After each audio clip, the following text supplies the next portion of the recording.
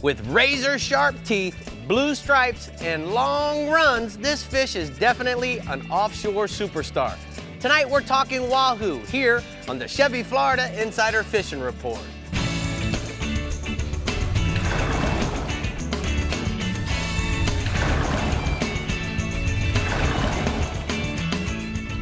Welcome to the Chevy Florida Insider Fishing Report, presented by Yamaha. Hello Floridians, we're back on the Chevy Florida Insider Fishing Report, and school may be in, but that doesn't mean summer is over, and it certainly doesn't mean that fishing is over either. Tonight we've got exciting reports that are going to keep you on the edge of your seat and ready to scream wahoo for the weekend, right Rick? That's exactly right. Couldn't said it better myself. I know, Bree. I figured. Well, I know Dave Farrell has a lot of Wahoo voodoo for y'all at the CCA workbench, don't you, Dave? Wahoo voodoo. That's exactly what I say when that thing jumps on the reel too. Yeah, Wahoo! me too. I wouldn't know. Because you know when he's on there. You know when he's on there, Yep, screaming there's no, and everything. Yep, there's you know, you know. question. If you know, you know, you know. There's no question when he eats. Yep, you know. Okay, the Yeti Panhandle region is up first, and Pat Deneen is here to tell you the Wahoo bite is on fire. Hey, Pat. Hey, Bree, I tell you what, Wahoo's it's a great game fish. It's one of my favorite to eat. I cook them rare or eat them raw. They're awesome. But off the Florida Panhandle, we catch Wahoo primarily summer through the fall. Further west, the winter fishing around some of those rigs in 350 to 500 feet of water can be really awesome with some big Wahoos. But lately, a few Wahoo are being caught by anglers targeting king mackerels, live baiting, or also guys pulling lures between bottom spots. But if you really want to target the Wahoo, you basically look for, they're structure oriented, so look for weed lines, other floating debris, very much like a dolphin. The deeper that structure sits down on the water column, the better Wahoo seem to like it. Productive troll baits are lip plugs like a stretch 30 or a Rapala 30 when you're trolling at dead bait speeds. If you speed up a little bit, a trim lure, a jet head, a ballyhoo lure, a ballyhoo skirt combination is the way to go. And baits that stay deep in the water, our water column, seem to be better off for Wahoos than the skipping bait. So add a trolling lead to a bait that you intend for a Wahoo bite. And there's a photo of Willie Sanders with a really nice Wahoo he caught this past week fishing with Captain Alan Staples on the Windsong out of Destin. They found a floating tree offshore, something that was deep down in the water like that, and they trolled by it one time, picked up 4 Wahoo on the first pass. So that's pretty cool stuff. Good fishing there, Pat. What do you got also for us offshore? Rick, the red snappers are still open Friday, Saturday, and Sunday through Labor Day weekend. So there's only got a couple more weekends of that, and there's been some good snappers being caught. The less pressured spots certainly have more snapper than the more public spots. But there are still some snappers on those public spots. You might just need to lighten up your leader some. Typically, 50 to 60-pound leader on a Carolina rig with a herring or cigar minnow is the way to go. But if you drop it down to 40 or even 30-pound leaders, you can still get bites from some of those highly pressured spots. And also a live shrimp or a small pilchard can produce for you when a cigar minnow or a bigger bait may not work. Plenty of 5 to 7-pound fish being caught, but every weekend I've been seeing some fish and pictures and reports of 15-plus pounders. So the snappers are not over yet. Moving inshore, in spite of the daytime heat, the speckled trout fishing continues to produce for guys willing to get up early in the morning, fish that first light or late afternoon bite. They're fishing with live pilchards live pilchards are small menhaden. You can use a 1/4-inch mesh net. There's plenty of pilchards around the inlet and up in the harbor right now.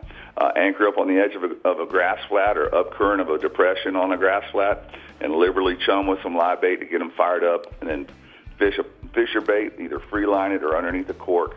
You're liable also to get ladyfish, Spanish mackerel, bluefish all up in that live chum as well. And there's a photo of Captain Dave of Emerald Coast Bay Charters and his client with the trout that they caught this past week, exactly doing that, live chumming with pilchards and fishing them. And then finally, after the morning bite is over with the trout, the Captain Brandon Wright in Destin, he's been doing really well in the bayous of Choctawhatchee Bay for redfish, basically dock hopping, fishing the same baits, those little pilchards on a slip sinker rig, going dock to dock to dock to dock, and they've been catching plenty of slot fish and some fish over the slot. And if live baiting is not your thing, a soft plastic like a sea shad or a paddle tail plastic bounce along the bottom around the pilings are sure to get the bite. And like I said, most of those fish are in that middle slot to upper slot. All right, thank you so much, Pat Tar. Great report from the Yeti Panhandle region. We're gonna go take a look at the blue water outrigger hotspots for the Panhandle. Inshore trout and redfish beat the heat and fish the dock lights at night with live baits for trout and redfish. The best light typically has deep water nearby and some current. And then offshore, red snappers. Only a couple more red snapper weekends open. Get them using live bait on natural bottom and wrecks in 80 to 200 feet of water, Bree. I miss Pat. I know it's kind of far, but I think he should come visit us on set. What do you think? I think he should. I think he should, or we should go fish with him. Okay, let's We can do it stay at both. Dave's house. There we go. Captain Jeff Page in the Star Trek Central West region is now on the line to tell you what will be on the end of your line. Let's hear about it, Paige. All right. You know what, Rick? It's amazing how similar the Panhandle bite is to my West Central bite. I was just listening to Pat's report, and a lot of similarities, even though it's a pretty long way away. Anyway, our Wahoo bite in the Startron West Central region is a summertime thing, just like what Pat said. And guys start catching them as early as June, right through September, October, are peak months. And the best method is guys that want to troll, but you don't want to troll at a high speed, rather at a mid-range speed. And you want to either troll between, areas that you're fishing bottom areas close to each other, or wrecks or springs in that 140 to 220 feet. And the correct speed is at 7 to 8 knots, a good starting speed. We like to run lipped Rapala X-Rap 30s, and a good key to getting the bait down sometimes is on a Z-wing or a number 5 planer with a breakaway, or try a downrigger on your troll. You can also run some tuna feathers out long while wahoo fishing in close, and if you're still out past that 100 miles, you might even get a billfish. Popular colors are, of course, the silver and blue, or just straight silver or blue. And I've got a photo tonight from one of our longtime captains, Captain Chris Seeger, with a big wahoo, and those are both his two mates, Brandon and Cody. Nice job, guys. That Chris is a fishy man. All right, Yes, let's he go is. offshore. Tell me what you got, Bubba. And offshore, just like what Pat said, red snapper with the weekend recreational season still open through Labor Day. Guys are getting out and consistently bringing home some good groceries for the table. It remains strong with lots of anglers catching their limit in that 80 to 110-foot range over hard bottom areas as well as ledges and springs. And the live pinfish on a standard bottom ring has been getting the best quality fish.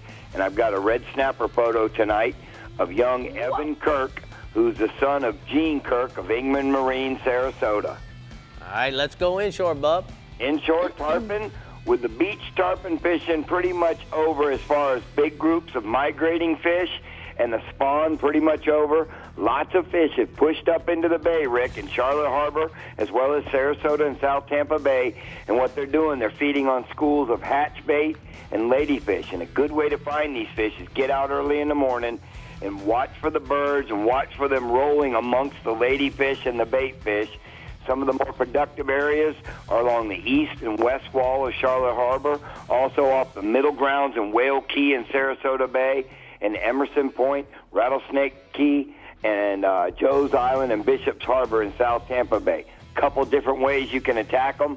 One is with artificials like the DOA Bait Buster or the live target swim bait in the pilchard pattern, or you can throw one of your favorite ways, Rick, pinfish under a cork and just wait for that cork to go down. I've got a tarpon photo tonight of young Mike with a nice tarpon he caught with Captain Jason Frito out of Ruskin in his new family boating 26 HPS. All right, what else you got for us there, Bub? Bass species, and he's probably, believe it or not, the mangrove snapper is the most consistent inshore bite right now in the West Central region.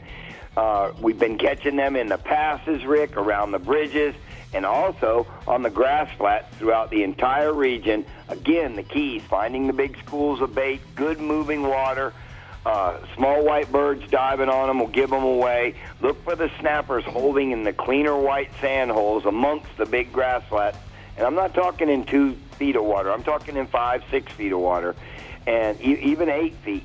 And then get either power pole down or spot locked off them, or even put an anchor, and then you can start feeding a little bit of chum into the holes, and then put a small piece or a small pilchard on a light wire number 2 or number 4 hook with light leader, 10, 12, 15-pound fluorocarbon for best action. And I just want to let you guys know I can't wait to see you all next week at the daiquiri deck. Yep, we're gonna all be there, right, Paige? But I do have a question for you. You know, you're talking about the mangrove fishing, and a couple weeks ago, we had mangroves or snappers as a themed species, but then we also had them inshore versus offshore in some of the other reports. Tell me a little bit more about that. Well, with the inshore, and you know, you have the same kind of thing that I have down there in Flamingo. I don't think it's as big a fish that hold out on the wrecks and reefs in the Gulf, but they're quality, you know, 12 to 16 inches, and they must come in because the smaller fish come in because they have more access to all the bait fish on the flats and less predators to eat them. Yep, you're absolutely right, Paige. Thank you so much. That's what I wanted to know, if it's the same as Flamingo. Good job from the StarTron Central West region. We're going to go ahead and take a look at the daiquiri decks hot spots. Inshore, speckled trout. Lots of 16 to 20-inch trout being caught on the grass flats off of Rattlesnake Key and Emerson Point in 4 to 6 foot of depth. Live corked pilchards or grunts are your best bet. And then offshore, red groupers. The bite remains consistent with quality keeper fish being caught in 82 to 110 foot range. You might want to use a mixed bag of live pin fish, frozen sardines on a standard bottom rig is what's going to work for those dudes. That was a test question, wasn't it? It was, and he he passed. got an A+. He passed with flying colors. A+. It's all about the bait. It's always about the bait. It is. It's Yeah. all about the bait. It's easy to All say right, that well, when you're... Paige stole my thunder because everyone in the StarTron Central West region, listen up.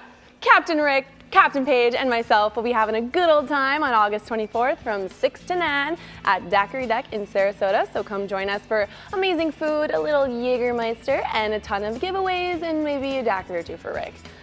Siesta Key, You look baby. like a daiquiri man. That's where we're going to be. Guys, Siesta Key. I'll let you All buy right. the first round. I'll give you the money, of course. Okay, of course.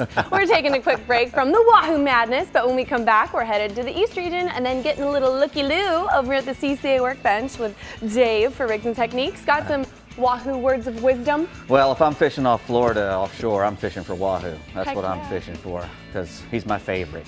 Why? my fave. Why is he your favorite, Because he's Dave? fast 'Cause and he's he's tasty. Good to eat. He's That's tasty. Dave's always about the eats. That's about right. Okay, we'll be right back. The Chevy Florida Insider Fishing Report is brought to you by Chevy, find new roads. Yamaha, reliability starts here. Contender Boats, performance through innovation. Daiquiri Deck, Sarasota's favorite place to meet. Q-Max, maximum saltwater protection. And Sea Sucker, get pumped. You each drive a Ford pickup, right? Yes, sir. I have a Ford F-150. I've always been a Ford guy. I have a real treat for you today. Awesome. I'm going to show you a next generation pickup. Let's do this. This new truck now has a corner step built right into the bumper. Super cool. The bed is made of high-strength steel, which is less susceptible to punctures than aluminum. Aluminum is great for a lot of things, but maybe not the bed of a truck. And best of all, this new truck is actually Oh, my. the current Chevy Silverado. I'm speechless. This puts my poor truck to shame. I tell you, I might be a Chevy guy now. Meet the water's lightest 25 horsepower four-stroke, the all-new Yamaha F25, the new standard and 25 horsepower portable four-strokes. At just 126 pounds, it's got the best power-to-weight ratio of any 25 horsepower four-stroke on the water. With performance that bests the previous Yamaha F25 and features like Yamaha's VTS for precise trolling speeds, batteryless EFI, built-in resting pads, and carry handles, it's the perfect portable power for small boats.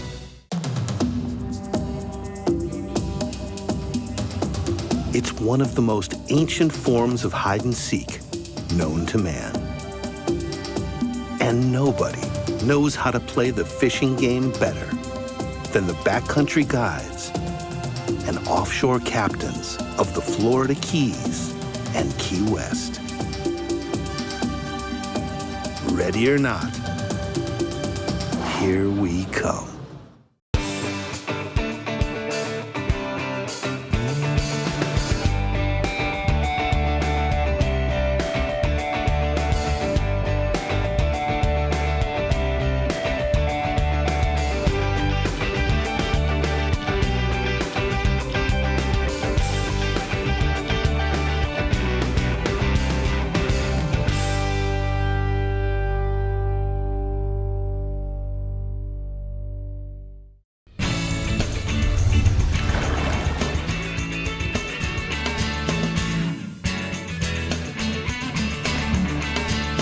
Welcome back, everyone. Let's now take a look at the FWC news and notes. September 9th, there's a PS boating course in Peace River. And September 16th, there's a women's saltwater fishing clinic in Jacksonville. For more information, visit myfwc.com. But now, let's head to the CCA workbench for some rigs and techniques.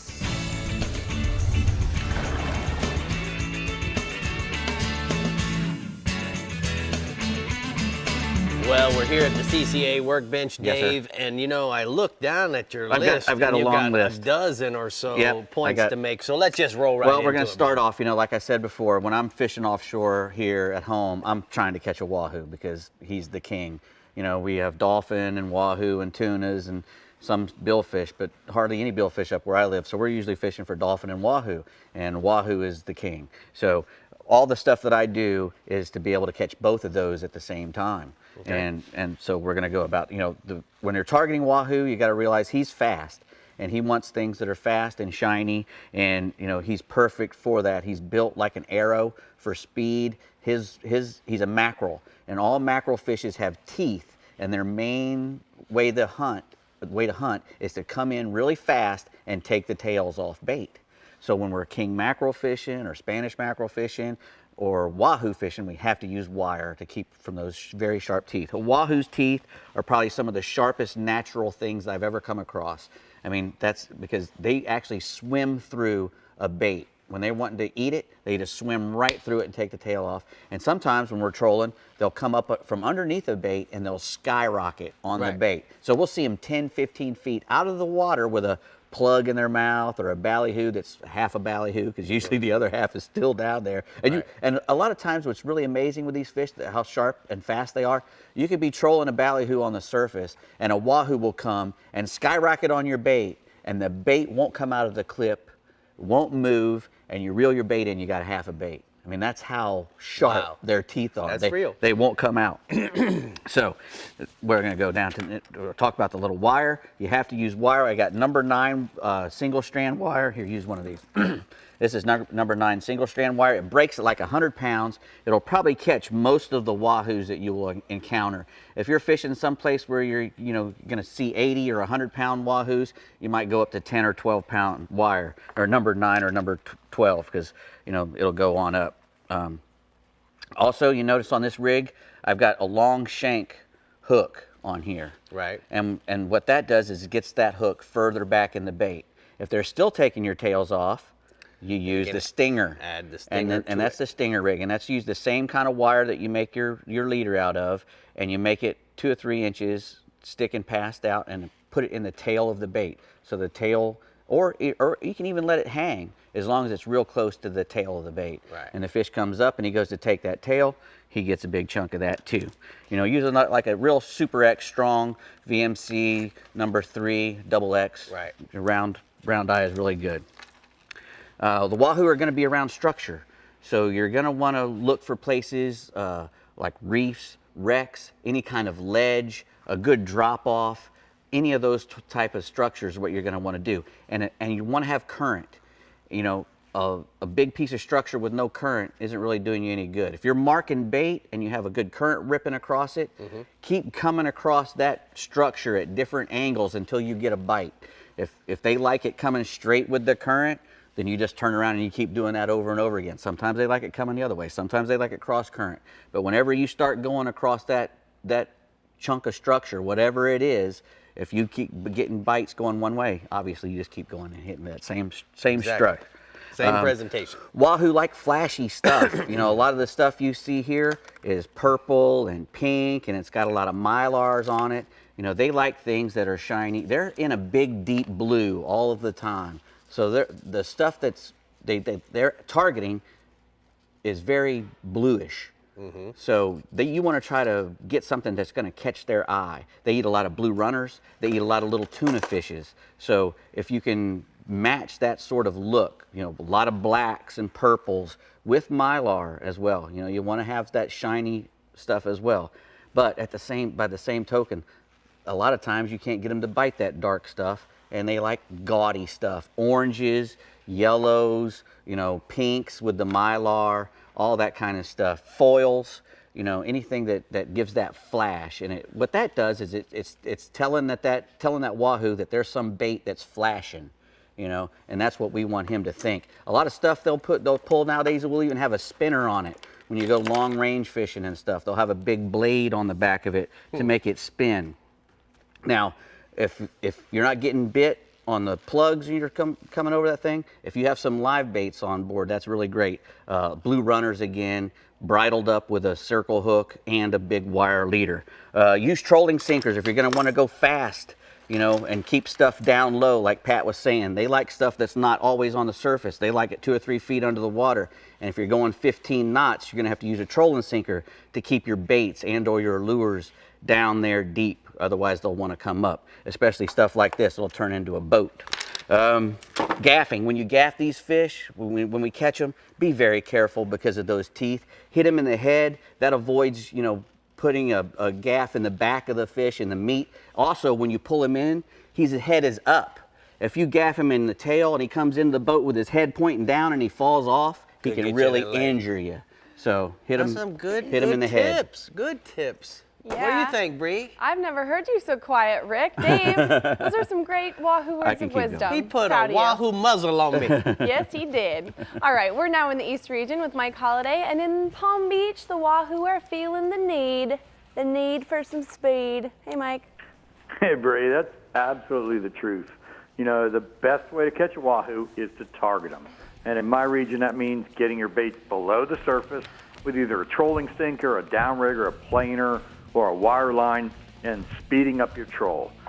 We've got a new moon coming up this weekend, so it's a perfect time for high-speed trolling both at dawn and at dusk. And off Palm Beach, a magic depth seems to be, like 240 to 400 feet of water.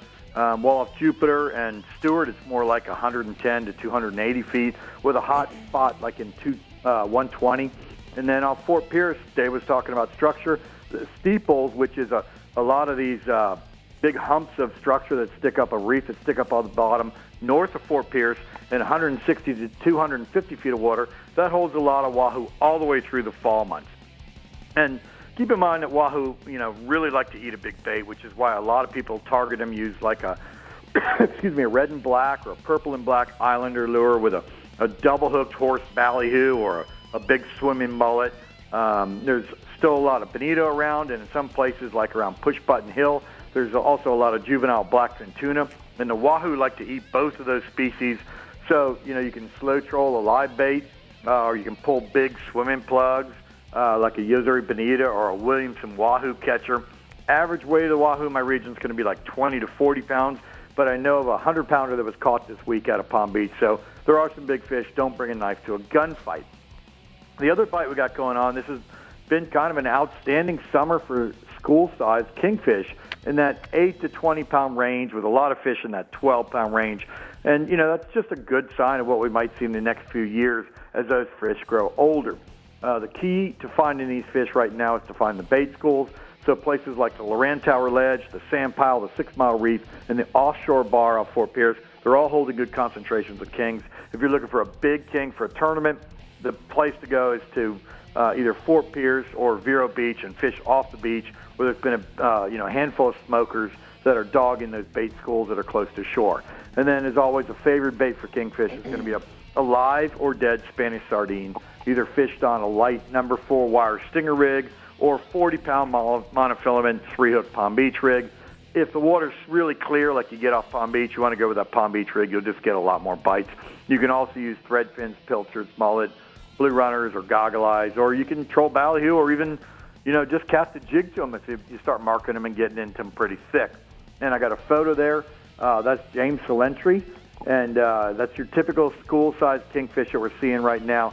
And he caught that fish off the Sand Pile in Stewart, and it ate a trolled squid with a pink skirt, so they'll eat just about anything right now. All right, Mike, we're going to go ahead and take a look at the Navionics from your region. Now, guys, on your Navionics app, on your iPhone, or in my particular case, I love looking at it on the iPad. The one thing that comes in is, if you can tell here, you've got your government charts, and this is the chart that you would see when you click on Navionics. By going to the next chart here off of the Lake Worth, the one thing that happens is as we go to the sonar charts, now you start to get all the different contours. But what I really like looking at this next chart, we can manipulate the way we see it through our iPhone or through our tablet. So by going to the advanced map options, we can mess around with the different depths. So we're looking at water levels at 50 feet. We're in the fishing mode. The shallow areas, because we're simply looking offshore, look guys, we went to 0. Now the fishing range where I really want to see all my contours, 150 to 100 feet, and then all of the contour depths, I want to see all of that and to hit the sonar chart density and make it very high. And then what you're going to get is all the things that you typically wouldn't get without manipulating it through the advanced map option. So keep that in mind. All right, Hollywood, let's go inshore in the East region. Dude, I'm just going to reiterate that advanced map is just spectacular for tracking the reefs and knowing that you're dead on top of the reefs and trolling around that structure and you're in just the right spot. So going on the inside, if you're looking to beat the heat, there's a great spotted sea trout bite going on at night along the lighted docks of the Indian River, basically from Walton Road all the way north to St. Lucie Village. You can work the edges of the lights with a bass assassin shrimp cocktail in like that light beer color or molting shrimp color or a small topwater plug or a small swimming plug. Or you can flip a live shrimp or pilchard up current of the light and let it swing through and you get banged pretty good. And we're also starting to see the first hints of the fall mullet run, and that's got the sea trout bite going strong at first light along the flats north and south of Fort Pierce. Look for the mullet schools, fish topwater plug, or rig a saltwater assassin die dapper weedless in either the mullet or Papa Smurf colors and fire that up onto the edge of the bait schools and just reel it out slow, and you get those really cool blow-ups that the sea trout are known for. I got a photo there. That's Nick Triolo with a big sea trout he caught pitching a finger mullet up under the mangroves south of the little Jim Bridge in Fort Pierce. So we're still seeing some big sea trout. Now the other thing, the new moon in August has some of the largest snook of the year, both in the inlets and on the beaches. That means places like the Lake Worth and Juno Beach Piers, Hope Sound Wildlife Refuge, Jensen Public Beach, Walton Rocks, and Pepper Park, as well as all the inlets are holding fish. At the inlets, the fish will be in deeper water, so you need to be able to get your baits down. On the beach, you can throw lures like a saltwater assassin 4-inch shad in that green hornet color. You can also bring along a cast net and net up pilchards or sardines or a finger mullet, throw them right back into the bait school. In the inlets, sardines, redfins, and croakers are going to be the top baits. Average snook's going to be 8 to 12 pounds with fish to 30 pounds in the mix. All right, Hollywood, like we do every week, we got to get a bass report. So what do you got? Well, if there's one freshwater fish that likes the summer heat, it's a peacock bass, and you can catch them all day long in the South Florida lakes and canals. Places like the C111, the C100, the C13, and the C15 canals in Dade and Broward counties, and the Lake Ida Osborne chain in Palm Beach County. They all have strong peacock bass populations, but you can even find them along the lakes and canals along the rest stops of I-95 and the Florida Turnpike. Right now, the fish are super active early, blowing up small topwater plugs like a number 9 Rapala or a tiny torpedo or surface pencil. Then as the day goes on, the fish are moving deeper along the edges of the box-cut canals, and small lipless crankbait or a 4-inch bass assassin, little boss, and electric chicken or Halloween colors will get to bite. Live shiners are pretty much a sure thing as well. Average peacock's going to be 1 to 3 pounds with fish to 6 pounds caught this week. All right, thank you so much, Mike. Great report. We're going to go ahead and take a look at the East region hotspots. Inshore, tarpon at the Fort Pierce Inlet at night on the outgoing tide, live mullet, thread fins, or swimming plugs for the poon. And then offshore, dolphin in 200 to 400 feet of water off of Palm Beach to Hope Sound. Cover the water using ballyhoo and feathers and strip combinations. Combinations. All right, I have a question for you guys. Are you in on the CCA Florida Star giveaway? If you aren't registered, now is your chance. This week, CCA Florida Star will give away a live target lure prize package valued at $120. What? I know, isn't that sweet of them? Just get registered before midnight this Friday and you're in the drawing. The winner will be announced on Monday. So with just 2 weeks left of fishing, there's plenty of time to get registered and submit entries for the 14 catch photo divisions. But you've got to hurry. There's tons of prize packages left, right, Rick? That's exactly That's right. All right, up next on the Chevy Florida Insider Fishing Report, we're headed to the Keys and Southwest regions, so hang tight, practice some knot tying, and we'll be right back. The Chevy Florida Insider Fishing Report is brought to you by Bass Assassin and Saltwater Assassin, the best lures, period. Blue Water Outriggers, everything for your outdoor adventures. The American Fishing Tackle Company, precision tackle and performance clothing since 1958. Best parts, best prices, Bennett Auto Supply. Costa Sunglasses, see what's out there. And Casa Vieja Lodge, 5-star angling in beautiful Guatemala. I'm Captain Rick Murphy, and I'm a life member of CCA. Why am I so involved with CCA, you ask? Because I want our fisheries to be in better shape for my kids and their kids. CCA is working to ensure the future of recreational fisheries and the rights of recreational anglers. The future of fishing starts today with you. How do you want to leave things with your kids? If you're like me, you'll want to make the right choice and go to joinccaflorida.com right now. As close as you're going to get to a sure thing for catching billfish is Guatemala. They're here, man. This has been a 20-year run, buddy. These things haven't left. There's no cycle. When it comes to sail fishing, this is the real deal.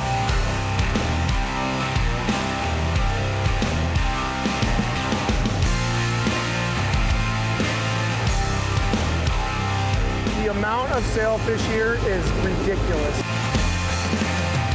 You each drive a Ford pickup, right? Yes, sir. I have a Ford F-150. I've always been a Ford guy. And I have a real treat for you today. Awesome. I'm going to show you a next generation pickup. Let's do this. This new truck now has a corner step built right into the bumper. Super cool. The bed is made of high-strength steel, which is less susceptible to punctures than aluminum. Aluminum is great for a lot of things, but maybe not the bed of a truck. And best of all, this new truck is actually Oh, my. the current Chevy Silverado. I'm speechless. This puts my poor truck to shame. I tell you, I might be a Chevy guy now. Yeah. Remember, for weekly reports from our 9 captains, you can go to our website at ChevyFloridaInsiderFishingReport.com. And don't forget to like us on Facebook and follow us on Instagram at Captain Rick Murphy and Official Insider. Right. I said it. I said You yours. put me first. I put you first. I never do that. What happened? I don't know. It felt nice. Captain Randy Tao knows his stuff, so take some notes if hooking up to a Wahoo and the Keys are part of your weekend plans. Go for it, Randy. Hey, good evening, fish fans. You know, when we talk about Wahoos this time of year, you're probably going to find one offshore, especially around something floating. Any kind of debris out there, if you see a log, a pallet, a piece of bamboo, pretty good chance there's a Wahoo under it. And what you've got to do is get a bait down 20, 50, something like that, or drop a vertical jig and work it back up to the boat. And a lot of times these fish are down deep, so you're not going to see them on the surface, but they'll come up or they'll bite your bait. And you got to be a little bit patient. Sometimes you go to 2 or 3 pieces and there's nothing there, but then you get to the magic piece of debris and you catch a 30-pounder on it. So that's how we do it this time of year. Guys like Captain Chris Trossett with Real Fly Charters out of Key West, it's a little different down there because those guys can target Wahoos almost any time. They've got wrecks. They've got areas where they're going to target Wahoo in shallower water, and they can catch them on light tackle, they can catch them on fly rods, and they can also chum for them, which is kind of cool. We don't really get to do that here because they're offshore in the Gulf Stream, and they're going to be under debris, so we don't really have spots like they do, but that's how they catch them down there. I've got a photo of Chris Trossett with his angler, Max, with a nice Wahoo he caught, and then Captain Mike Towdy with Jenny Lynn Charters out of Marathon. I've got a photo that he sent me of a nice Wahoo they caught under that magic piece of debris. Go, Mike. All right, great pictures this week, Randy. Let's go ahead and see what else you got for me this week offshore. You know, we talk about yellowtailing. Now, most guys are missing the boat here because they're going offshore catching dolphin and tunas. But the other day I noticed that southwest current when we were going over the reef, going offshore, and that's an ideal condition for yellowtailing right now with the east wind. It's been very good, and guys that I've talked to anchoring in 65 to 75 feet of water have been doing pretty well. You want to make sure that water's moving, and you want to chum. And one of the key things that I like to do is I don't get in a hurry. I let the chum start to work for me, and a lot of times the yellowtails will start to come up, and you'll see them, and let them get happy. Kind of wait for them to get used to your chum, And there's a little bit of just patience in it. You don't start fishing right away. You don't put a bunch of rods in the water. You really want to go slow for the best results. Sometimes you can jump the gun, start fishing too early, or you fish with too many rods and you don't catch as many.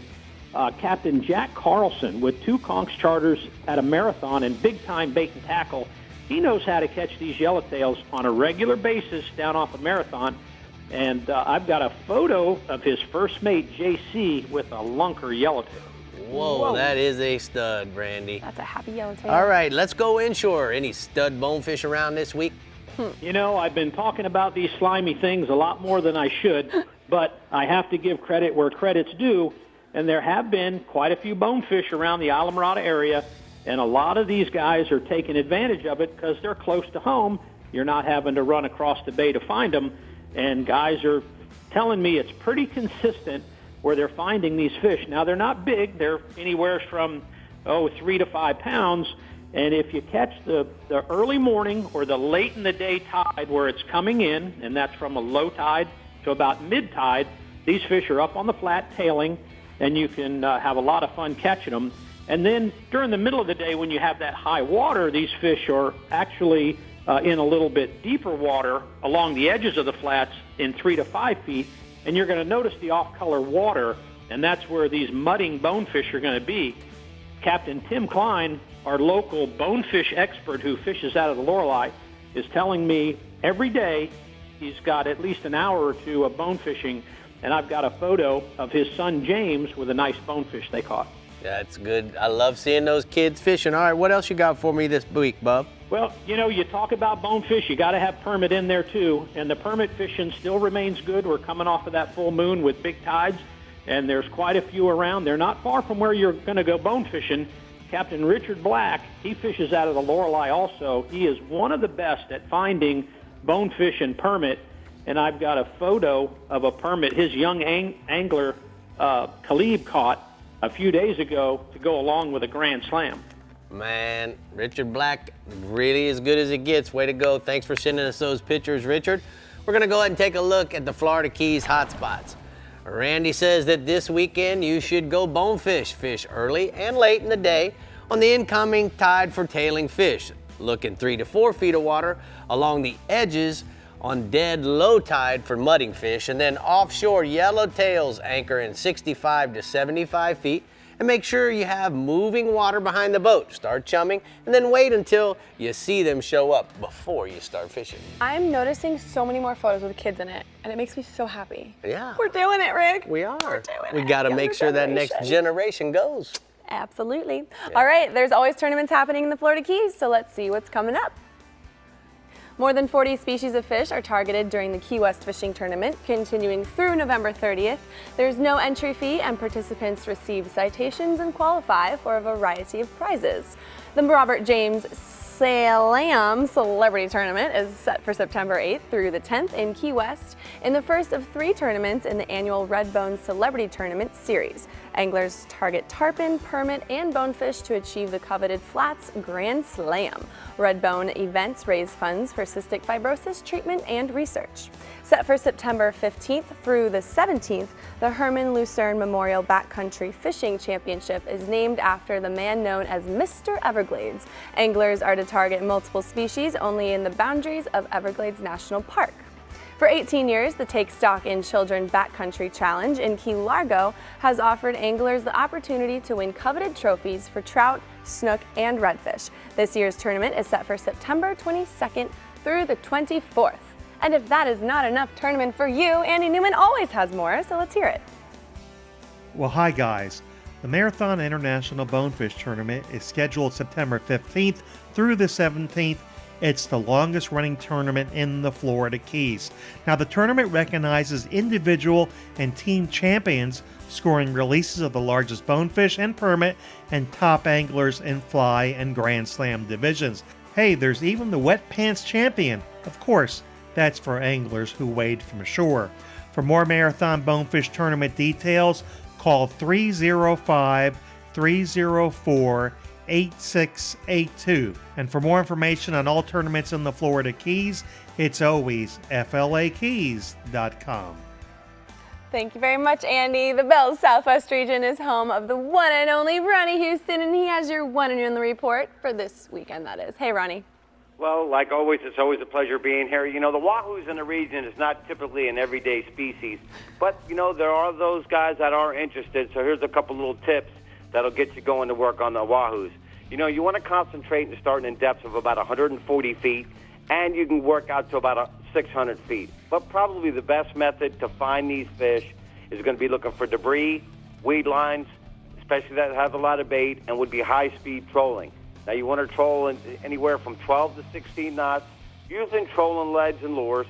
And the typical colors that are used to find these fish over where we're at are orange and black, black and purple, and black and red. But generally, you can find the fish a little bit better in the northern end of the region and don't have to go out as far as 600 feet. But like I say, there are some of those that are interested. So for the guys that are interested, that's how you can start looking for these fish in our region. Now, still on the offshore side, we have the permits. I've been speaking about them the last couple of weeks, and the bite still remains to be consistent. Concentrate your efforts from Wiggins Pass to Redfish Pass, as close as 6 miles and out to 25 miles, strictly fishing wrecks and rubble piles, and we know this is typically a run-and-gun bite, strictly fishing for the permit. Anchoring up or drifting across with simply using a crab on top, or just with a little weight down below in the water column.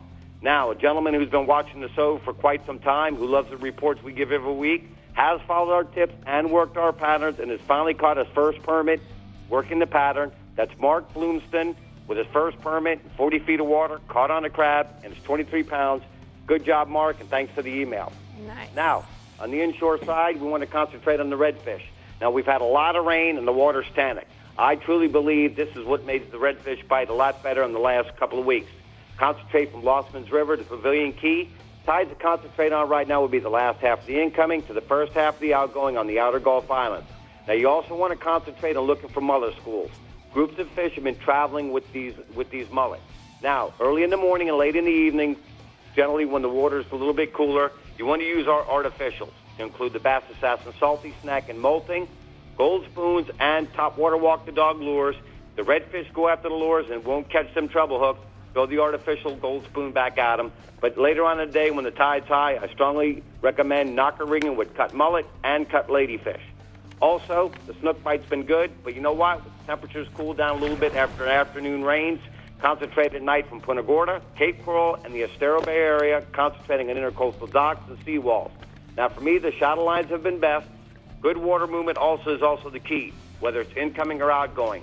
You want to concentrate on downsizing your baits. Live shrimp, 3 to 4 inch artificial shrimp in root beer and pearl. Also 8-ounce white bucktails and 3 to 4 inch soft plastic paddle tails in glow, white, and chartreuse.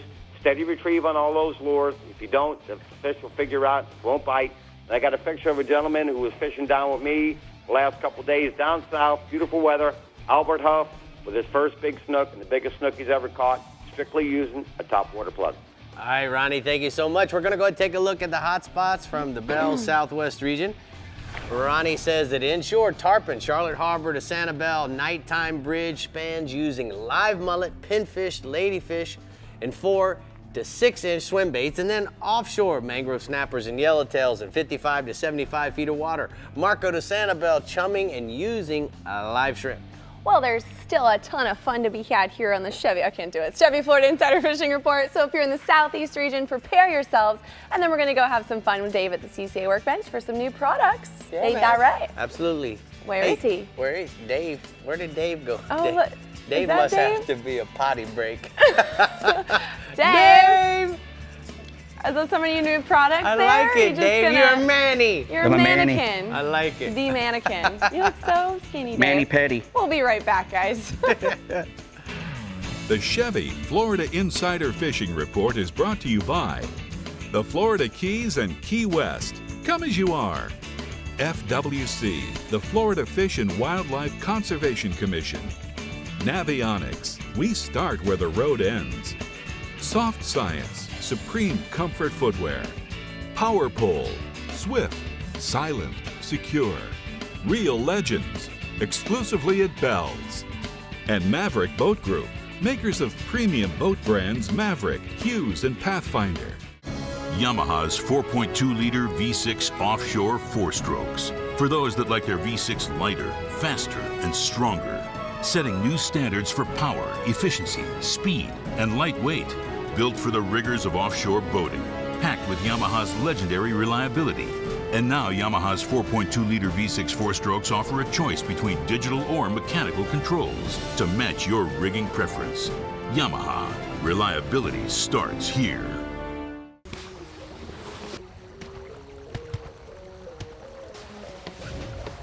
Hey, how do you like your contender? How do I like my contender?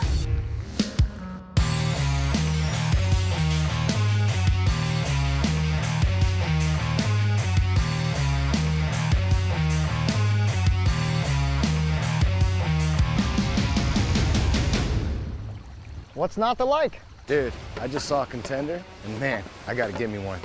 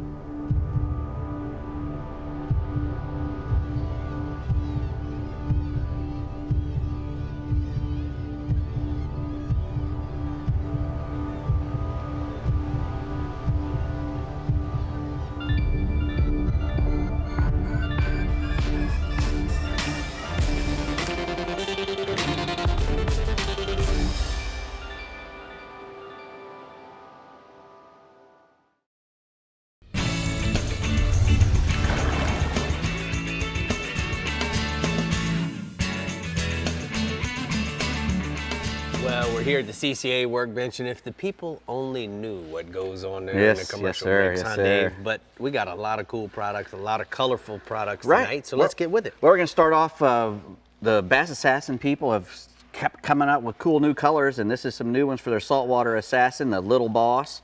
We had some on here the other day and a couple weeks ago. Now they've come out with a whole new slew of colors. And that's one of the cool ones right there, chartreuse chode. I like it. Say that fast. Chartreuse chode. I can't even say it once. I get chode and trode and all that messed up. But these are really cool. Molting. And the molting pattern. And I like the black shad because it looks like a little bait. And the red gold shiner. The red gold shiner, you know what I like about this, Dave, is that it looks a lot like the Mayan cichlid that we'd see in the glades. So I have a feeling there's going to be some mistaking of that. Well, they're 3.5 inches long, these little bosses, and you know, they come with a 6 count. So get out there and get you some new colors. Yes, sir. I like it. Next we got, these are from New Concept Lures, old Rob Coxley up there in Jacksonville area. He's been sending me some cool stuff, and a lot of the captains have been chattering about this one. So I said, well, I got to get to see this little sucker, and it's his butterfly shrimp, and it's, you know, it's a 1/4 ounce little shrimp on a spinner, and it's got little rattles on there as well. He says the boys are catching everything on it, from snook to permit, little bonefish, just about everything. You know, he makes a long cast with that little 1/4 ounce thing and lets it sit and gives it a couple twitches and plow. It comes with a couple little extra shrimps to put on there if you lose the one that comes with it.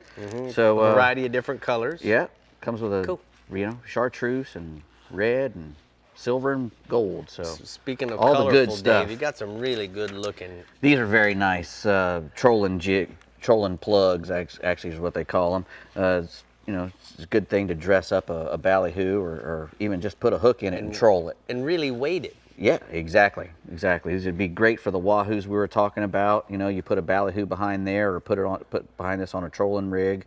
You know, it'll do really good. These things come from 3 ounces, or 1.5 ounces actually, all the way up to about 8 ounces, like this big joker here. Yeah. So you can really pull these really deep, and they come with, these are the super glow trolling plugs. They got a nice glow paint on them. You can tell these are really done well. Very well. 3DI looking, you know, just really good. Epoxy type of head, right? Yeah, really lead head, but it's, you know, got a really nice paint job on it, and, you know, super nice nylon and mylar skirts. So if you're, and oh, by the way, they also got a nice big hole in the back when you put your ballyhoo up there, you know, you cut the bill off and his face fits right up in there snug, so it makes a good trolling bait. So anyway, Jimmy Jigs, 1M, G-I-M-Y, Jimmy Jigs.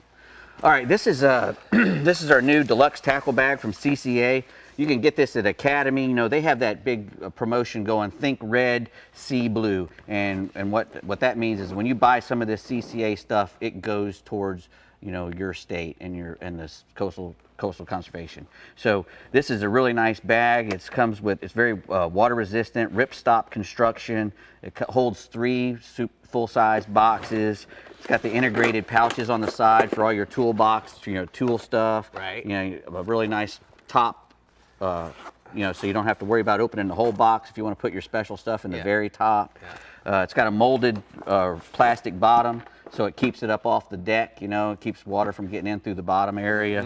You know, very good stuff. Flambeau makes really good stuff, and this is their ultimate tackle bag. All right. Adjustable, everything adjustables on it. Everything adjustable. Everything adjustable. All right, what else you got?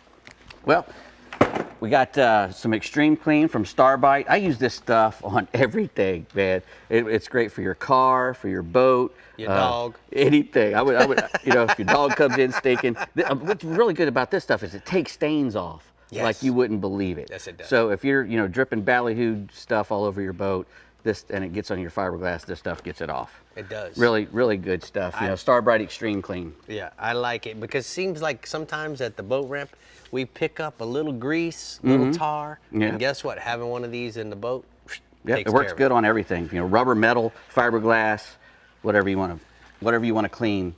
That Extreme Clean will do it. Dave, now Bennett Auto Supply. Yes. Every week we talk about a product, a feature. Yep. So what do we got this week? This is our maintenance moment. Maintenance moment. For the Bennett Auto Supply. This is the NGK Iridium number 9 spark plugs, and these are made for the guys who really want performance out of their engine. But the quickest way to make any engine run a little better is to change the spark plug. That was the first thing my dad told me when the lawnmower wouldn't start. Did you get it good? Put a new spark plug in it. Well, it's the same thing with your car. You know, if your car's not running right, you put some new spark plugs in it, it helps it a lot. And these are the best there are. You know, they have that fine iridium tip in there, really gives you a good explosion, covers up everything, outstanding fuel efficiency. You know, get to Bennett Auto Supply and get yourself some. Absolutely, and remember, there's a spark whole plugs. lot of other stuff at Bennett Auto Supply. You can get StarTron there. You can get all kinds of cool stuff there, right, Bree? Right, you know, NGK Radium number 9. That sounds like a new Star Wars character. It does, doesn't it? Doesn't it? Yeah, you go, Bennett Auto. They should pay for that. They should. The Casa Vieja Southeast region is upon us now, and Captain Jimbo Thomas is here to tell you what will be upon your deck. Hey, Jimbo. Hey, Bree. Hey, Rick and Dave. Well, yep, here in the Southeast region, we're talking about Wahoos, obviously. Wahoo, we can catch them throughout the year, but around the full moons of August, September, and October, that's when these Wahoos can really turn on.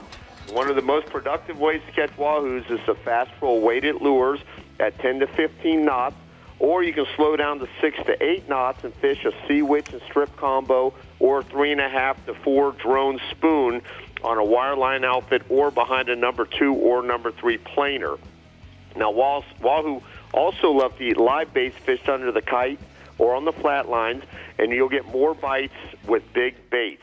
Big Speedos is what I like to use, but a big blue runner, big goggle eye, those are all popular bait choices. And with those big baits, it's not a bad idea to use a stinger hook because those Wahoos will cut you short many, many bites. And a lot of times when those Wahoos make a short bite, they bite your bait in half. It's not a bad idea. You want to let your bait sit still in the water, drop it back, and those fish will loop around and eat that other half a lot of times. And then also Wahoo can also be found under floating debris, and by deep trolling a deep diving Rapala Magnum or dropping live baits and jigs under that floater, you'll get those Wahoos to bite. Now, Wahoos, they do have razor-sharp teeth, so a piece of wire leaders eat it, so you don't get any cut-off. And just like any offshore fish, Wahoo prefer blue water with good north current, and we like to fish them in the 120 to 500-foot range. Now, the areas from Hillsborough north to Boynton Inlets, those seem to regularly produce the most Wahoos in our region. And the few wahoos that have been caught lately have been on the troll with the drone spoons or the sea witch and strip bait combos, and anywhere from 200 to 400 feet of water. And the fish have been in anywhere from the 25 to 30 pound range. And I got a photo here.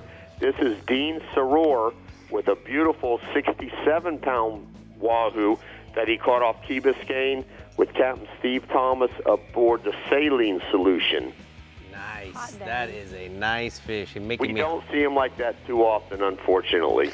But now, staying offshore, dolphin are still one of our best bets offshore. We've been finding them anywhere from 400 feet on out to 2,000 feet, which is roughly 4 to 15 miles offshore. And in the last few days, they've been more in that 4 to 5 mile range, so you don't have to go too far. There's been big patches of stargasm coming through, and there's been plenty of nice schoolies being caught off these big weed patches. There's also been birds working over the schools, and they've been moving to the south in areas of the scattered grass and those patches.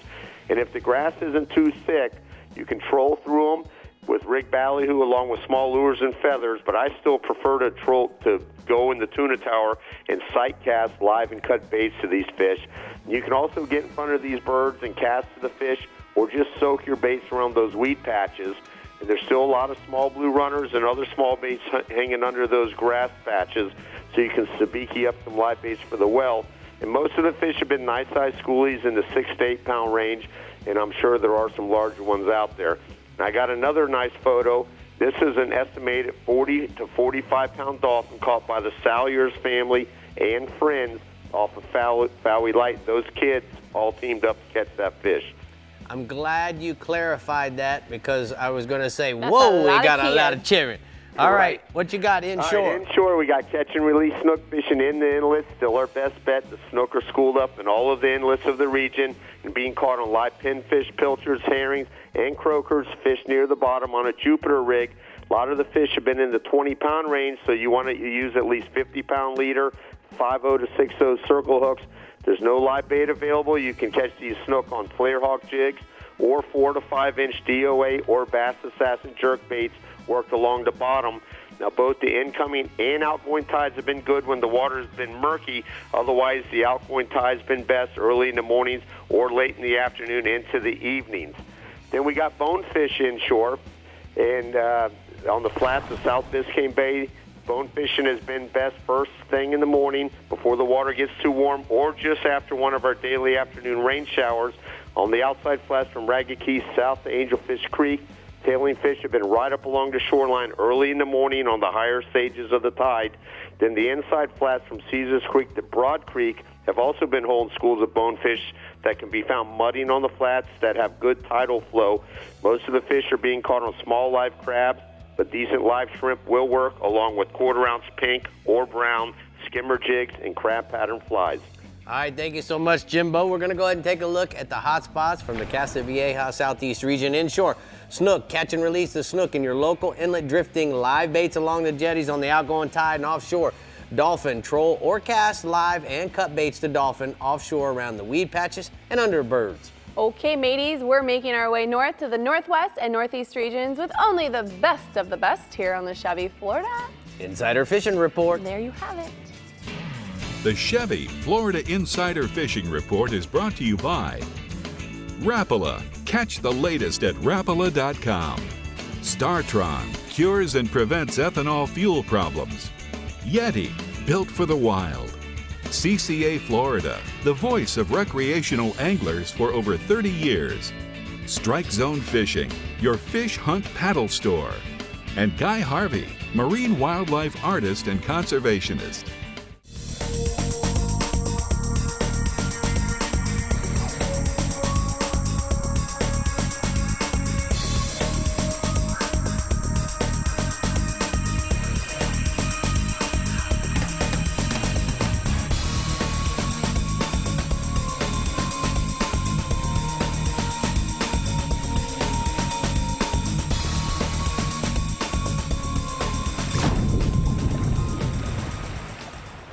each drive a Ford pickup, right? Yes, sir. I have a Ford F-150. I've always been a Ford guy. I have a real treat for you today. Awesome. I'm going to show you a next generation pickup. Let's do this. This new truck now has a corner step built right into the bumper. Super cool. The bed is made of high-strength steel, which is less susceptible to punctures than aluminum. Aluminum is great for a lot of things, but maybe not the bed of a truck. And best of all, this new truck is actually Oh, my. the current Chevy Silverado. I'm speechless. This puts my poor truck to shame. I tell you, I might be a Chevy guy now. Yeah.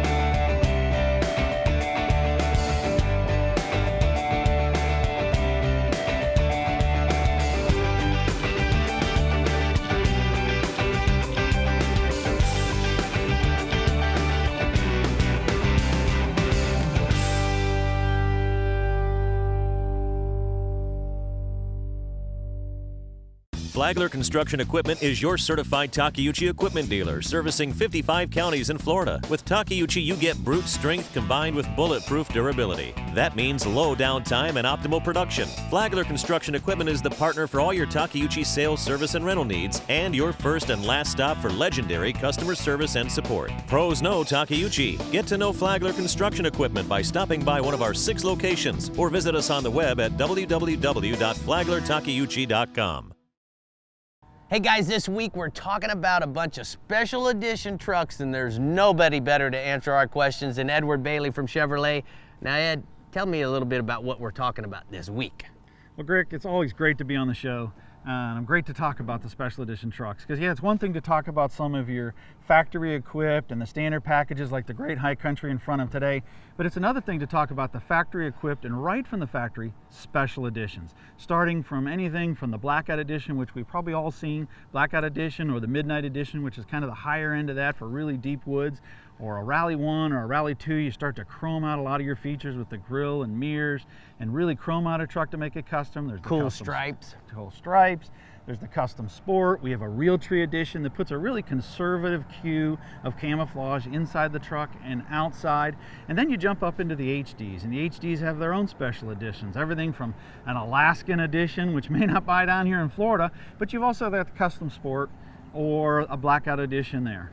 Well, Ed, let me ask you something. On the 1500s and the HDs, are we talking about the same motor package, the 5.3 and the 1500s? Yeah, the 5.3 is in the 1500s. We also got the V6 that you can get, but then in the HDs you can still get your standard 6-liter or the 6.6-liter turbo diesel with all that torque and horsepower that we talked about a few weeks ago. Well, you know red is my favorite color, and now we have the new Red Line Edition. Yeah. And guys, it is really a beautiful truck, and I want you to know that if you have any questions about any of the trucks or any other Chevy vehicles, you can simply go to your local Chevy dealer or go to Chevy.com. Oh yeah, and here it is, live in the flesh, Realtree behind us. That's so him. Pretty. Okay, if you want the Wahoo bite in the Flagler Construction Equipment Northwest region, Jeff Hageman is here to tell you to run, Forrest, run. Hey, Hag. Oh, you're going to be running, and you're going to be burning that fuel, and you're going to even put some hours on that motor. You're going to have to get out there past the middle grounds, out in that 300-plus feet of water. That's when you want to start looking for weed lines, birds, baits, flash trolling, like everybody was talking about, brad tremblers, red and black sea witches are the way to go. A little bit of wire leaguer, that's the most effective. Right now you can catch them from right now and through till November. But like I said, you're going to be making a run to go get them. But not quite as far out. The gag grouper seems to be throughout the southern half of my region right now, and anywhere from 90 to 170 feet of water. You want to fish over rock piles, ledges. You want to start off with cut bait. Cut Boston mackerel, cut sardines, cut pinfish, whatever kind of cut bait you're using. Cut mullet also is very effective. When that bite starts to slow down, you want to switch to live. Get the fish going first with that cut, get that smell in the water, and that'll really get the fish going. But once it slows down, switch over to your live bait. Pinfish, grunts have been effective, and that'll get the bite fired back up and get some motion in the water. You want to use heavy gear right now. There's a lot of big fish out there. So as far as your tackle goes, 50 to 80 pound braid, and you want to put a top shot of 100 to 150 pound leader on there and use at least 20 feet of it or more to put a little stretch in your rig, and that'll give you a little forgiveness if you're using braid, and it'll keep you from pulling hooks. Depending on the current, you want to use anywhere from 8 to 16 ounces of lead. Standard bottom rig, 7 to 10 aught hook, depending on the size bait you're using. Another little tip, when you're out there fishing your favorite spot, take a little time to look around, and you might find some more structure. I've been using the side scan, and it's really helped me find a lot of structure I didn't know was there just a couple 100 feet from that spot I was fishing. So that's a quick little tip. And remember, use that heavy tackle. There's a lot of big fish out there right now, and I've got a couple photos of some 30-pound gags. Man, that is a nice fish. 170 feet of water. Whoa. Nice job, Hag. Thanks for the pictures this week. All right, let's talk about what else is going on in your region. I'm going to cover the redfish. I'm going to start up north. Captain JB of JB Charters at Apalachicola right now reports the redfish bite in shallow water has been good. They're biting mainly on live pogies. He's using Carolina rigs fished in the marsh, and he's fishing the points of creek mouths and openings. As I move a little further south in the region, Captain Gray Drummond of Florida Outdoor Experience out of Cedar Key reports a good early water topwater bite right now. So the redfishing has been phenomenal around Cedar Key and Swanee River. He's using a skidder walk in that redfish pattern first thing in the morning. Then you switch into a spoon or a spinnerbait as the afternoon gets a little hotter. And the fish right now are averaging in Cedar Key anywhere from 20 to 25 inches with occasional oversized fish.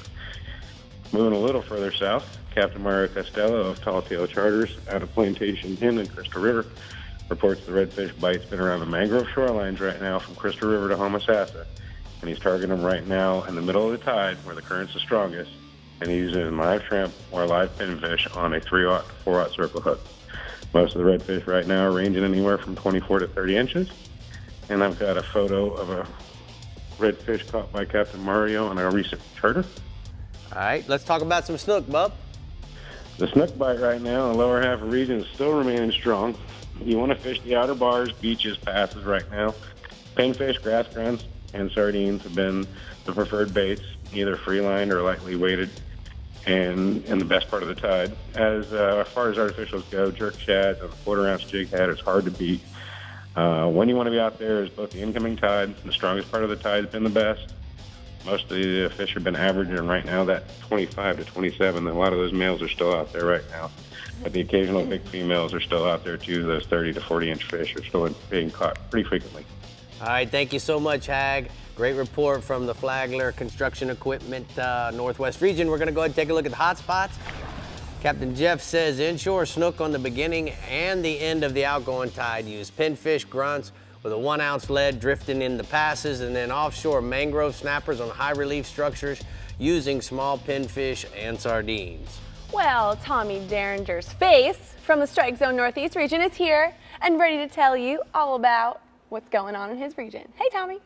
Hey, guys. Hey, can you guys just bring that truck up? Let me cruise around in it for a little while, maybe? There's actually a wait list, and David's first. Dave says he's going to deliver it to you after he gets done with it. Perfect. That sounds perfect. It'll be the... Well, you know what, guys? We have a really killer wahoo fishery here in the Strike Zone Northeast region. You know, fishing for wahoo, it's a pretty big deal around here. You know, and although right now is not the best time of year probably to target them, you can catch them year round. Now, probably the best time to catch wahoo in my region is going to be during the winter months from December through February. Now, I spoke to the wahoo slayer himself, Captain Jason Hadges from jhookfishingcharters.com, and he tells me he's going to troll for those wahoo starting in about 150 feet of water, and he's going to work on out to the ledge. Now, he's looking for a few different things out there. One is concentrations of bait, especially near or on top of any kind of structure. And he also said he targets the color change. Now, if he finds a good hard edge, he's going to fish that hard because the wahoo really like that change. Now, most anglers are going to troll a skirted ballyhoo or a variety of lures like an islander or a black bart. Now, Captain Jason likes to troll those ballyhoo and lures at about 8 to 10 knots. But, you know, there's a lot of anglers, especially the tournament guys in the region, that like to high-speed troll as well. Those guys are going to pull something like a Mr. Biggs lure behind trolling leads at about 15 up to even 18 knots. And they're typically going to start in a little closer, like 120 feet, and work their way on out to the ledge. Not very many people target wahoo this time of year, but there were some big ones caught during the last couple of kingfish tournaments in the region. So, you know, they aren't really targeted, but you can get out there and catch them.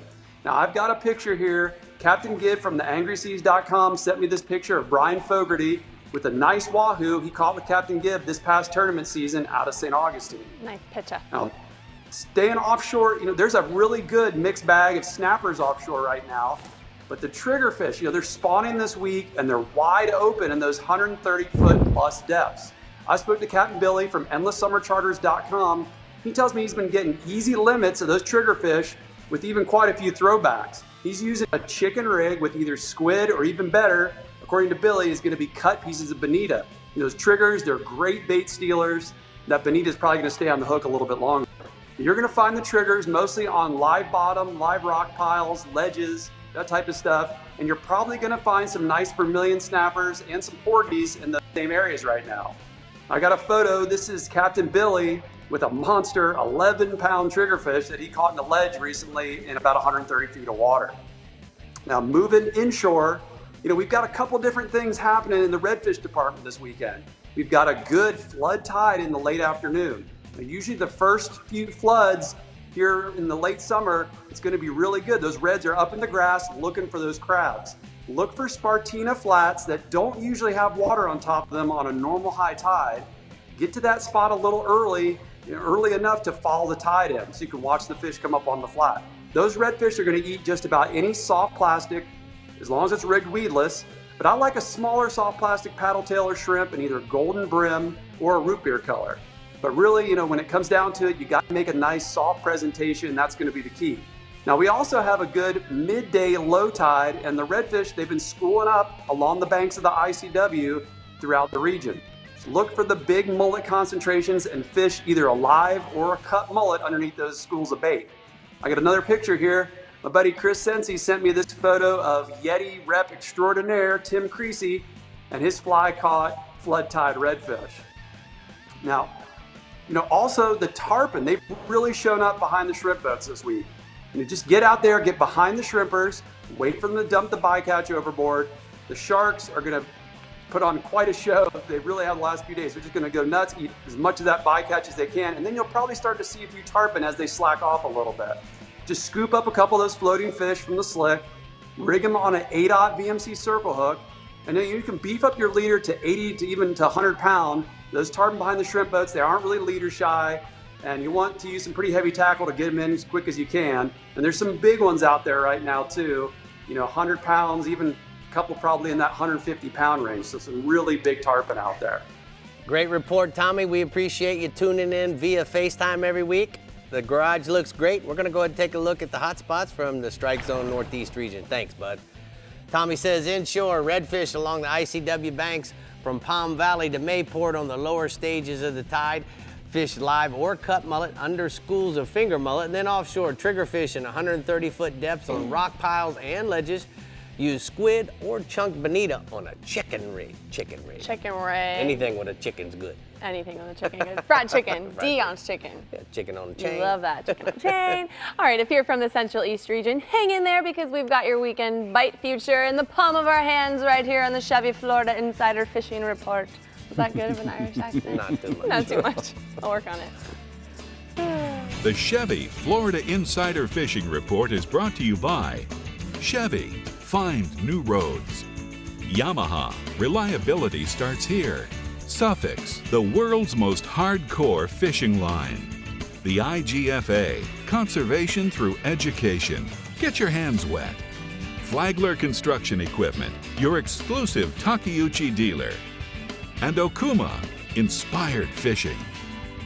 When you're moving a big offshore boat, it's all about thrust and trust. For thrust, nothing compares to the Yamaha purpose-built 5.3-liter V8 Power Pioneer. And for trust, Yamaha's new F350C model becomes the only outboard in its horsepower class to feature a 5-year limited warranty. Never settle for less than complete confidence and control in the open water. That's Yamaha V8 Power. Get the best and forget the rest.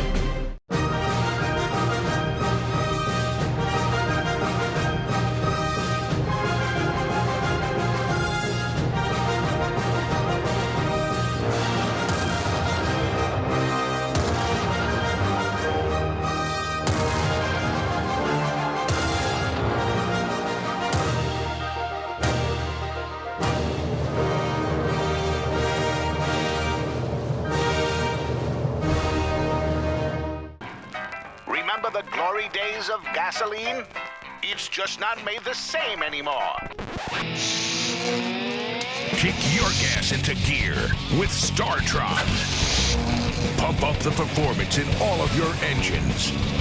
Cure the problems of ethanol with the power of enzymes. And maximize your mileage every time you drive.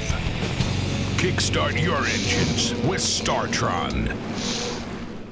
You each drive a Ford pickup, right? Yes, sir. I have a Ford F-150. I've always been a Ford guy. I have a real treat for you today. Awesome. I'm going to show you a next generation pickup. Let's do this. This new truck now has a corner step built right into the bumper. Super cool. The bed is made of high-strength steel, which is less susceptible to punctures than aluminum. Aluminum is great for a lot of things, but maybe not the bed of a truck. And best of all, this new truck is actually Oh my. the current Chevy Silverado. I'm speechless. This puts my poor truck to shame. I tell you, I might be a Chevy guy now.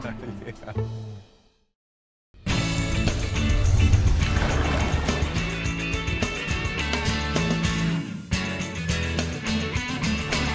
Today's power pole tip is about the 3-speed setting.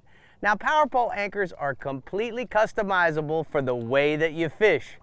Using the advanced surface mount switch, you can control the speed of your anchor's deployment. The power pole anchors at the fastest setting will deploy in less than 4 seconds, and this can be good while you're launching or loading your boat, or when the wind is blowing or strong current and you want to reposition quickly. Now, the medium setting is the normal setting for stopping, which is good while using a trolling motor. You can move into position, you can stop, raise the poles, move, and stop again. The power pole anchors will stop your boat so that the medium speed is good to keep from losing your balance. Now, the last mode is the stealth setting, and the stealth setting is perfect for setting up on targeting fish without making any noise by drifting into position with the current and then lowering the anchor in the stealth mode. The anchor slowly and silently deploys undetected by the targeted fish. The beauty of the power pole anchors is its ability to control the speed setting to match the way you fish, and you can even customize the speed setting by using the Sea Monster app. We'll be talking about loading and unloading your boat on the next power pole tip of the week. It's a great package, huh, Bree? It really is. It's just a sweet, sweet dance of motion. I didn't think you were going to come with that, but okay. You know, it works. Stealth Don't you- mode, I like that. Yeah, it's cool. I'll Nice show and you a quiet. sweet stealth mode. Our Bell Central East Region Captain Jim Ross always has it going on. So, Jim, tell all your beautiful people what they can expect out on the water. You guys are killing me tonight. You're cracking me up. I tell you what, Wahoo are they're a really fun species to catch. I mean, obviously they're drag burning, taking all the line that they can possibly take. But you know, here in the Central East region, we generally do some high-speed trolling for them, and we also do some regular ballyhoo skirted trolling for them. Most of the places that you're going to find them are going to be between about 180 and 350 feet of water. Rips, weed lines, anything associated with the western edge of the Gulf Stream is a great place to find them. And then in fall, winter, and spring seems to be our best months for the Wahoo. But there's an exception to that rule, because every single summer there's a little spurt where we get Wahoo in that 70 to 90 foot depth. When we're out there trolling for the king mackerel, we start getting those smaller king mackerel, and those bigger 60 to 90 pound Wahoo will come in and start feeding on them. So, you know, this time of the year can be an exceptionally good time for Wahoo, even though you don't typically associate Wahoo with those depths or this particular type of water temperature. Now, talking about the king mackerel, they've been really good again this week. 60 to 90 foot depths is where you want to look for them. Most of them are, you can catch them on lip diving plugs. The Williamson Speed Pro and the Rapala X-Rap Magnum series are really, really good ones to use. You can also pull sea witch and strips if you want to do that. Put it behind a downrigger or a planer, and it seems to make it more effective, especially through the middle of the day. And then, of course, our live menhaden, live sardines, greenies, and mullet continue to be solid bets whenever you're slow trolling for the king mackerel. 30 to 50 foot zones right now to the north and central part of the region are holding good numbers of kings. To the south, not quite as much. So if you're going to look for those beach fish, look for them around the Ponce area and around the Canaveral area right now. And most of those beach fish are running anywhere from about 12 to, somewhere up into the 20-pound range.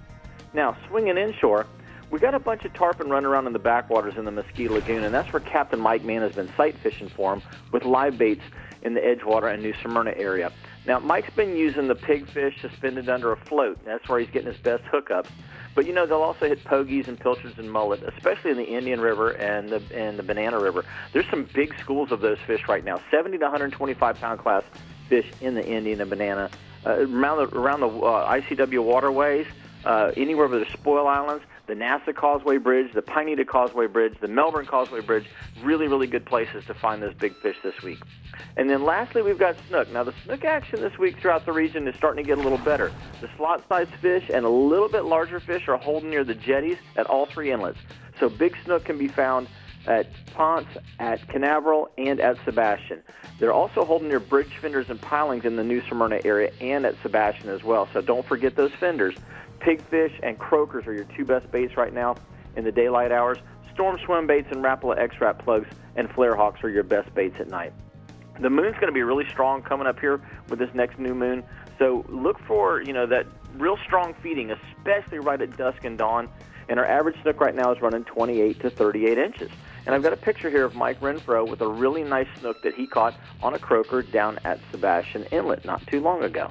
So, Jim, I got a technical question for you. You know, this time of year with the weather being so calm, the sky's the limit. So how, as a guide, do you decide the night before what you're going to go fishing for, whether it's inshore in the lagoon or offshore for kingfish, off the beach? How do you make that decision these days? Well, a lot of times my customers make it for me. They either want a flat strip or they want a nearshore trip. On the nearshore trips, Rick, you know, typically your tarpon and snook are really strong this time of the year. Also, you know, if there's plenty of bait, then it'll pull those king mackerel and jacks and some of those other species in.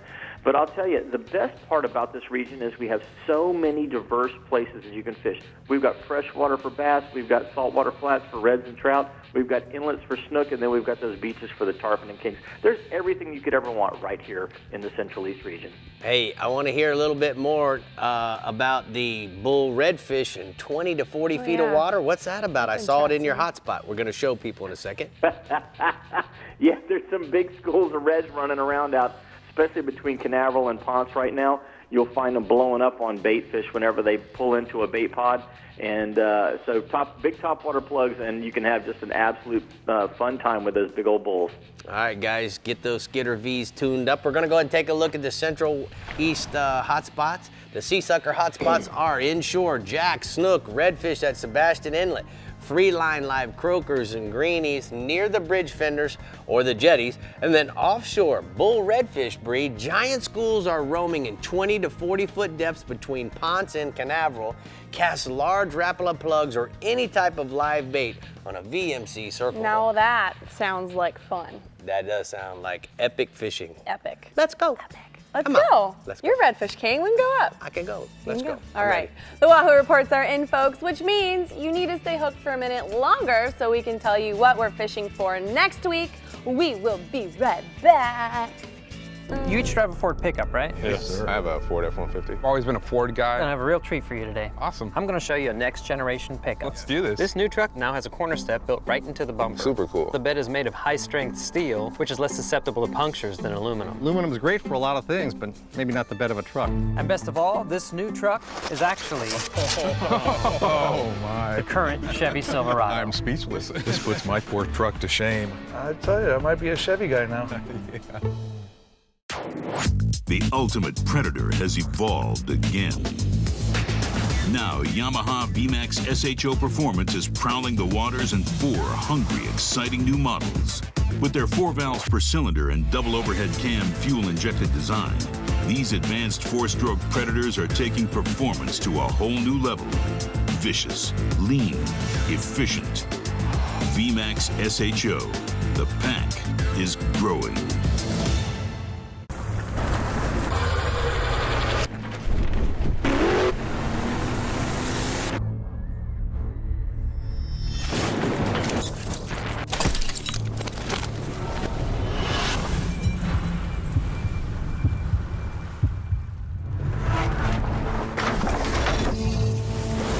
When you're paid to put fish in the boat, you don't mess around with the thing that puts fish in the boat.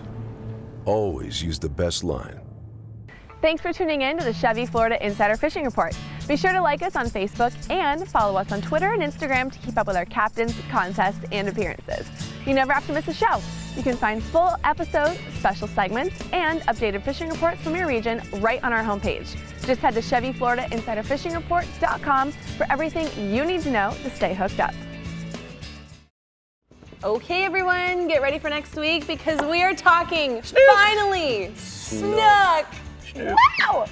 A live I'm audience. super excited. There are going to be hundreds of people in the audience. Everyone loves the good snook bite, right? I like it. That's right. Well, I can't wait for that. So, Bree, yes? You're going to Texas. Going to Texas. She's going to fish with a couple of the Texas Insider Fishing Report dudes, This the Upper weekend. Fresh region and the Middle Fresh. And I'm Stephen going to Johnson. FSU. You're going to take a son off. Dropping a son away. See ya. Let me Hashtag get this straight. adulting. He's going to drive Back to school. his All right, school guys, to thanks for deliver his tuning son in. to We'll the see you next Seminole. week for some snook talk. Bye. Bye, guys.